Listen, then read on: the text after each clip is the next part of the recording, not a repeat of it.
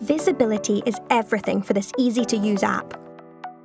From the home screen, you can clearly see your company's credit limits, current balance, and monthly card spend. And it's the same story when it comes to viewing transactions. Simply click on the spending menu and up pops all the information you need at a company or individual cardholder level. After a more detailed view? No problem. Just click on either your company name or one of your cardholders, go to the Transactions tab and the amounts, dates and merchant names are all right there. You can then click on the transactions for even more information. Making changes couldn't be simpler. Firstly, click on the Management tab and then select the cardholder who requires the credit limit change. Select the option for monthly credit limit. Then you make your amends and press Save. That's it. What happens if you need to change where your cardholder can spend?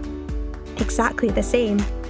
You select Merchant Type, then simply tick the categories you wish to amend and press Save. Cardholders can also access the app and send you change requests for approval. You'll be able to view and accept these in the Notifications section.